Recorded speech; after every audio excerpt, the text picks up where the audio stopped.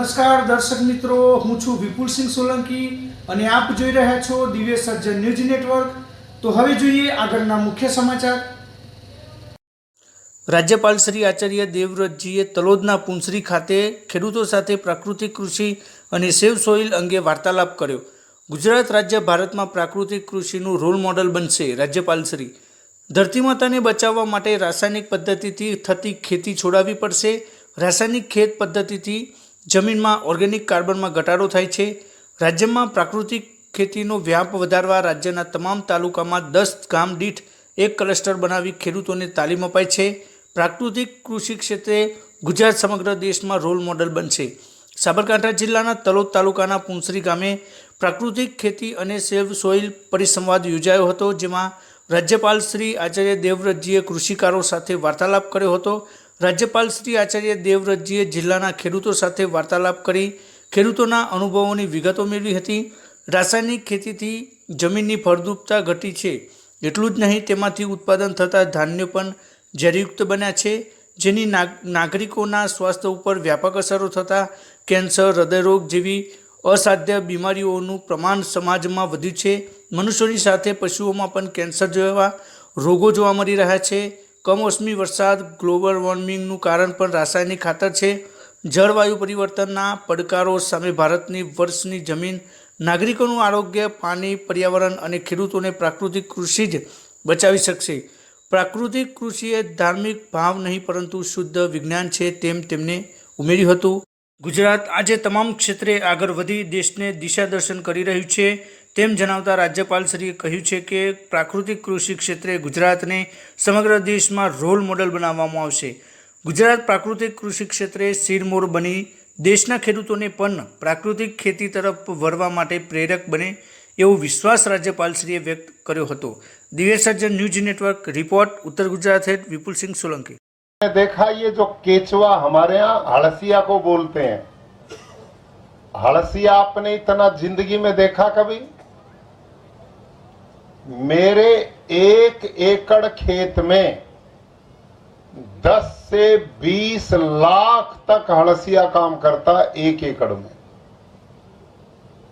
और ये जो हड़सिया है, आप सबसे मैं पूछता हूं, मैं बच्चे पढ़ाता रहा हूं सारी जिंदगी, मेरी क्लास में चुप नहीं बैठना, बोलोगे कि नहीं?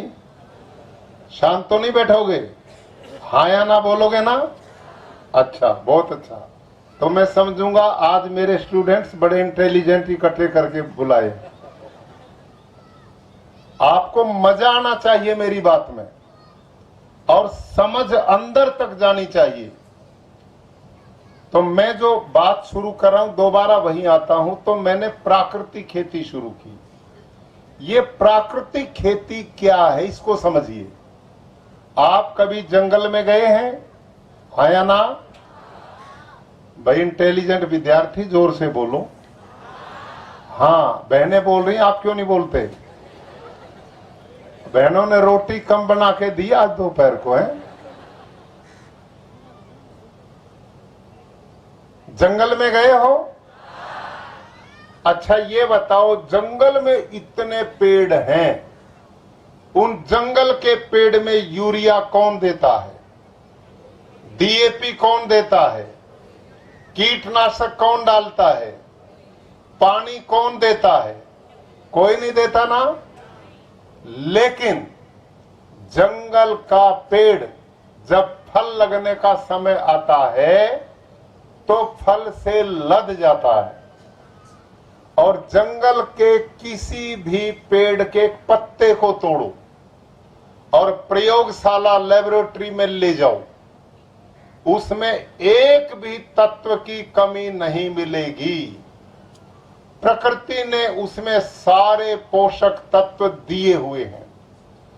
जो नियम जंगल में काम करता है वही नियम हमारे खेत में काम करे, इसका नाम प्राकृतिक खेती है। ठीक है, इसका नाम प्राकृतिक खेती है।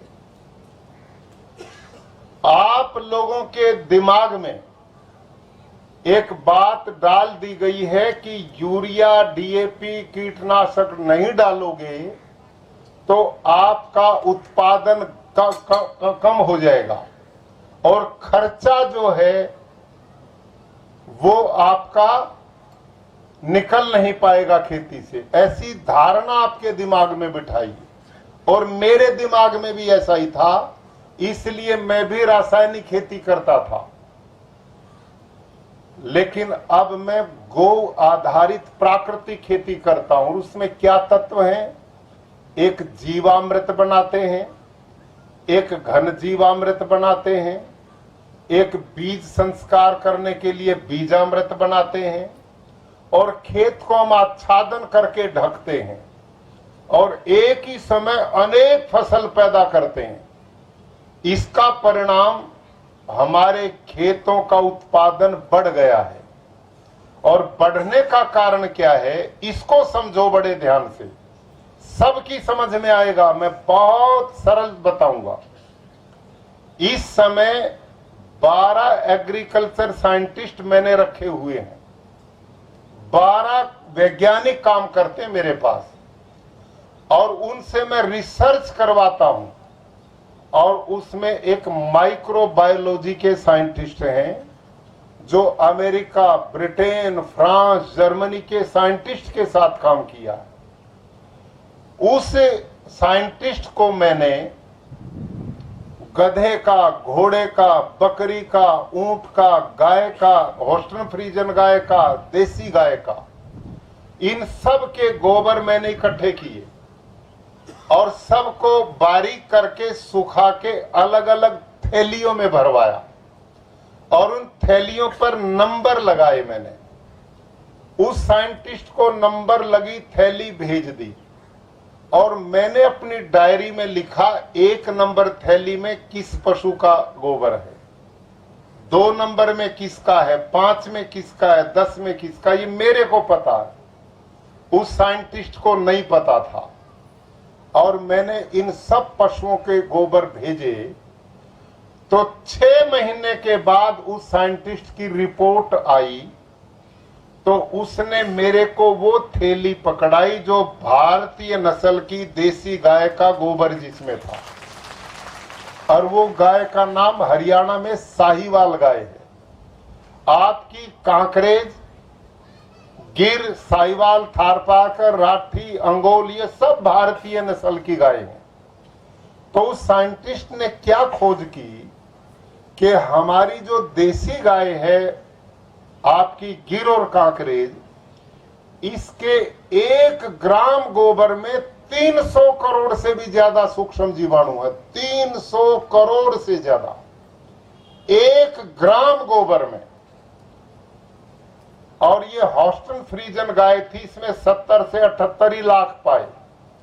बाकी जितना पशु है सब में बहुत कम मिले, लेकिन जितनी देसी गाय भारतीय नस्ल की गाय हैं उन सब में ये जीवाणुओं का भंडार मिला।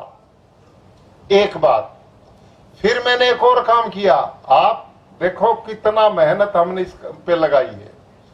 जो गाय आपने घरों से छोड़ दी ना जंगल में, जो दूध नहीं देती, सड़कों पे छोड़ दी एक्सीडेंट करने के लिए बेसहारा, मैंने माता उस गाय को पकड़वाया जो जंगल में धक्के खाती फिरती है, उसका गोबर इकट्ठा